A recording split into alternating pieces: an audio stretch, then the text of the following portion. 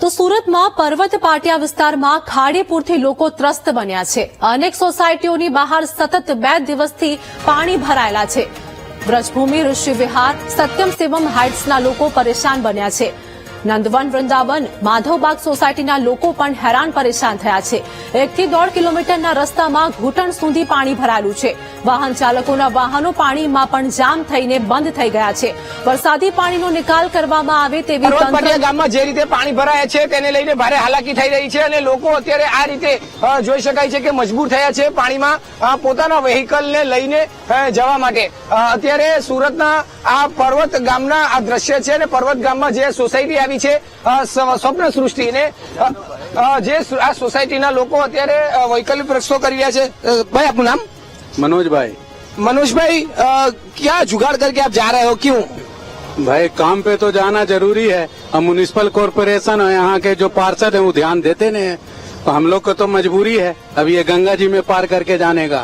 अच्छा, तो ये गाड़ी को किस तरीके से आप लेके जा रहे हो? तो गाड़ी को लेकर जाएंगे रोड पे, वहाँ से फिर अपने काम पे जाएंगे। तो ऐसा जुगाड़ क्यों करना पड़ता है? कितने टाइम से? साल ये जुगाड़ करना पड़ता है, 1 साल की बात नहीं है, ये लगातार 6-7 साल से ये पोजीशन बनी हुई है। अच्छा, हाँ, कितनी परेशानी रहती है? कितनी परेशानी तो इतनी है कि अगर घर में कोई तकलीफ आ जाए, कोई बीमार पड़ जाए तो स्थिति बहुत ज्यादा खराब हो जाती है। कितना पानी रहता है? कितने दिन हो गए आज पानी का? आज पानी का ये दूसरा दिन है। और ऐसे में आप लोग को कैद हो गए होंगे। बच्चे कैसे स्कूल जाते हैं, कुछ पता है? बच्चे तो स्कूल जा ही नहीं पा रहे हैं, 2 दिन से बच्चे स्कूल कहाँ गए हैं। कितना भाड़ा देते हो, क्या करते हो? अभी भाड़ा में इनको 100 रुपया दे रहा हूँ, ये सिर्फ स्कूटी को हमको पार करने का यहाँ से। બિલકુલ, એટલે આ રીતે માત્ર ભાડું આપવું પડે છે, લોકો મજબૂર થાય છે। કાકા, कितनी तकलीफ होती है? पानी बहुत तकलीफ होती है, बहुत तकलीफ होती है यार। जब भी आते हैं 100 रुपया देना पड़ता है, और 100 रुपया आने का, 100 रुपया जाने का। और ये प्रशासन है ना, ये ऊपर ऊपर की बातें करते हैं, ओरिजिनल बातें कुछ नहीं है।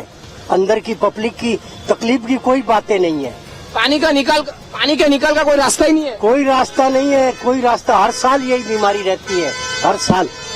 બિલકુલ, અત્યારે જોઈ શકાય છે કે પાણીના નિકાલનો કોઈ રસ્તો નથી થતો અને તેને લઈને આ લોકો પણ અહીં વારંવાર મુશ્કેલીનો સામનો કરી રહ્યા છે।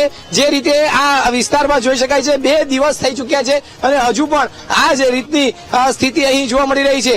પાણી જે રીતે ભરાઈ રહ્યું છે તેને લઈને લોકોને ખૂબ જ હેરાન પરેશાન થવું પડે છે। લોકોનો વૈકલ્પિક માર્ગ જોઈ શકાય છે કે લોકો ડિવાઈડરથી અહીં પસાર થઈ રહ્યા છે। આ રીતના પાણીમાંથી મજબૂર થઈ રહ્યા છે। बेन आपका नाम? जवा दो, जवा दो। अबे आपका नाम? राहुल पांडे।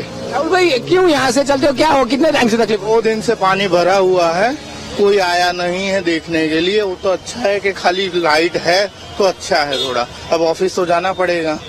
कितनी तकलीफ रहती है पानी में? आज तो थोड़ा कम भी होगा, कितना पानी रहता? कम नहीं हुआ है, किसने कहा कम हुआ? कल के कंपेयर में आज भी है ही, और बारिश पड़ी रही है, थोड़ा भी कम नहीं हुआ है। हमारे घर में पानी घुसा हुआ है अभी भी। तो नौकरी धंधा और बच्चों को स्कूल में कितनी तकलीफ? कल तो हम गए ही नहीं है, बच्चों को स्कूल भी नहीं भेजा है। अब फर्स्ट फ्लोर पे रह रहे हैं, नीचे सब कुछ सामान हमें एक बार ऊपर चढ़ाना पड़ता है, क्योंकि घर में पानी आ जाए तो सामान खराब हो जाता है। બિલકુલ, આ છે આ લોકોની વેદના અને જે રીતે અત્યારે આ રીતે જઈ રહ્યા છે, આ તકલીફમાંથી પસાર થઈ રહ્યા છે લોકો કે આ પાણી જે ભરાય છે તેનો નિકાલ નથી થતો। આજે 2 દિવસ પૂરા થાય છે અને તેમ છતાં આ પાણીનો જે રીતે નિકાલ ના થવાથી આ રીતે તકલીફ પડી રહી છે। આપણી સાથે અહીંના અન્ય જે વ્યક્તિ છે જોડાયા છે। બેન, આપનું નામ? प्रतिभा। બેન, कितनी तकलीफ क्या है? पिछले 5-6 सालों से यही तकलीफ चल रही है। एसएमसी ने कितना भी ट्राई कर लिया, और अब तो 2 दिन से देख रहे हो आप, एसएमसी वाले भी कोई ध्यान नहीं दे रहे हैं, लोगों का कोई ध्यान नहीं रखा जा रहा है। यहाँ हम निकल नहीं पा रहे हैं, बीमार लोग घरों में फंसे हुए हैं, कोई सुविधा नहीं है। बेन, ये कैसे जुगाड़ करके जाना पड़ता है? ये तो जुगाड़ ठीक है, ये लोग भाई लोग है, जुगाड़ हो रहा है, वरना हमारा जो काम है